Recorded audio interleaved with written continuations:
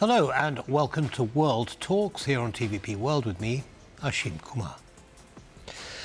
European Commission President Ursula von der Leyen has proposed creating a new EU intelligence unit, a spy agency designed to pool data from member states and strengthen Europe's response to hybrid threats.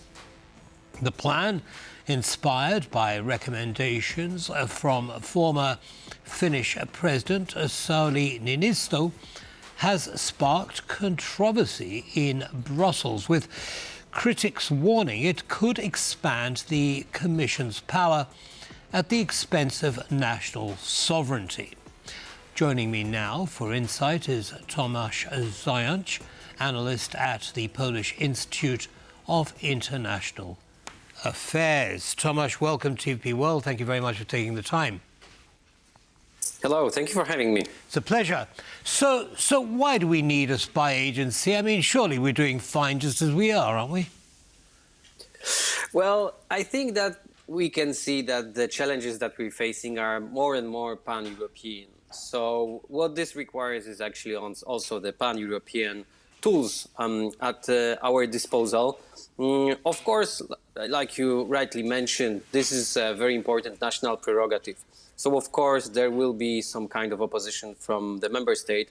But what is, I think, worth mentioning is you very rightly said that it will be a unit, within European Commission's administration, because I've seen also some people describing it as agency, and I don't want to bore our audience, with differentiation, what is institution, what is agency, what is body.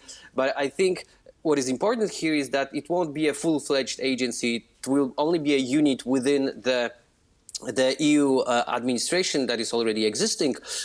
So first of all, I don't think that the remit of this institution will be very large. That would be the first aspect. The second aspect, actually, there already exists something that resembles to this, something similar to this proposition. And actually, there was some kind of backlash from the officials from this unit. They are afraid of the fact that this will, in a way, just double their efforts. It will be redundant in a way. But to conclude, I think if someone is not very convinced of whether we do indeed need some kind of pan-European answer to the pan-European challenges, the infamous Qatargate, so when the MEPs were allegedly taking bribes from, among others, Qatari government, actually it started as a cooperation of 5, if I remember correctly, member states' intelligence units. So 5 different member states actually, they had some kind of intelligence regarding different MEPs, and they sent this information to Brussels to warn them that, look, something is happening. And it was interesting because it was, MEPs from Italy, from Greece, from Belgium. So we had those very different aspects, geographically speaking. And it shows that actually the cooperation between member states' intelligence is important, and it's already happening. Exactly. It's already happening. So why do we need another body? I mean, I assume you were talking earlier about the European External Action Service, who's already doing something similar. I mean, why not simply keep things as they are and perhaps expand the remit of the European Action Service? Sure, of course. So, not being an intelligence expert myself, I can, only offered some intuitions on this topic. So, there is already a unit that is working precisely on that. Of course, what is the most important is the nitty-gritty details of what will be the remit, what kind of resources this unit will have, etc. And of course, the redundancy is usually, not a very good thing. But sometimes, even if you do something like this, I mean, you come up with an institution that's redundant, maybe this second institution will have, for instance, more resources, or the remit will be a little bit bigger. So again, it is understandable, it depends on the details. So what I meant by it is understandable is that when you see that there are two units dealing with the same issues, you ask yourself why.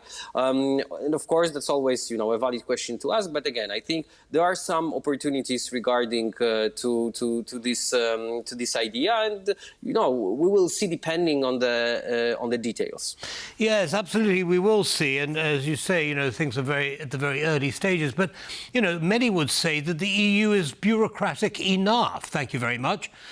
We don't need even more bureaucracy, especially when it comes to sharing and analysing information.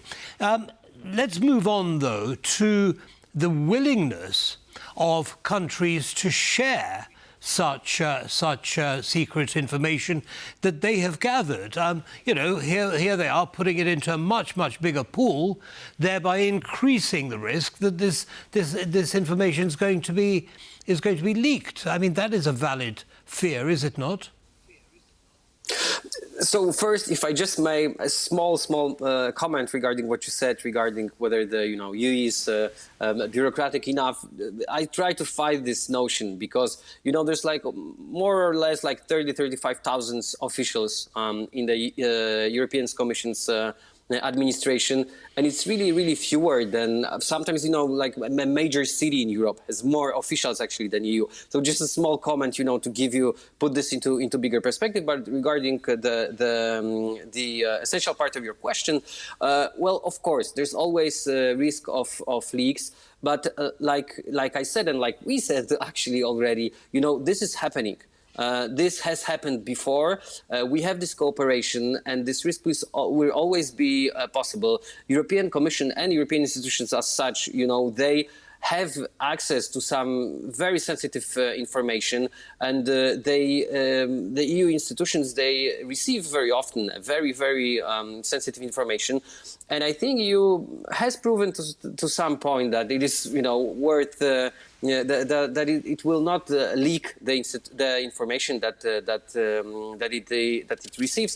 So of course, all depends on how much, like what kind of stops, what kind of cautious measures you will implement to do this. But like I said, this has already happened. There is already a unit that is doing precisely that, and I don't think that for now there has been some kind of big leak, and it was due to the fact that EU was indiscreet. I mean, the European Commission was indiscreet, etc. But I think what is more important here is, of course, those prerogatives, and this is something very dear to member states, and they fight very forcefully, actually, not to even symbolically, cede in this regard. So I think that might be a problem, right? This might be a very easy target, for some kind of EU skeptics to like I can imagine a clickbaiting title where EU will take over the intelligence of member states or something like this. There's always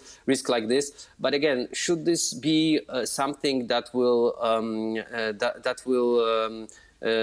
convince us not to act when we see pan-European challenges and we think this will be the best solutions?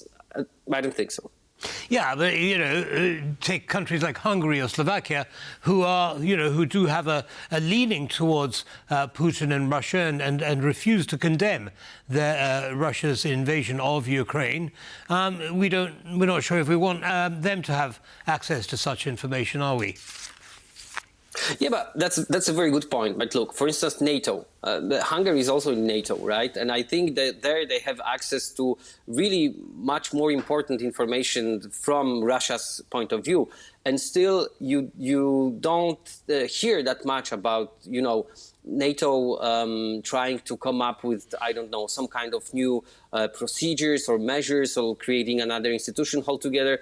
I think there is some kind of like a soft way of dealing with that, so to speak. I mean, actually, I've heard that in case of NATO and Hungary, there's just this, how to put it, that there is just this awareness that some things shouldn't be discussed when the representative of Hungary is among the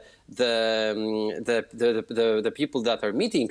And I think it will be exactly the same with the EU, right? So NATO is, I think, doing fine with not sharing the sensitive information with Russia via proxies, like, for instance, Hungary. And I think the same approach might be implemented in the EU. Understood. Now, we've just got a couple of minutes left, so I'd ask that you keep your answer brief, please. Do you believe that, strategically speaking, this is a way of acknowledging the fact that the US may withhold sensitive information, strategic information from Europe in the future, and the EU is simply preparing for that?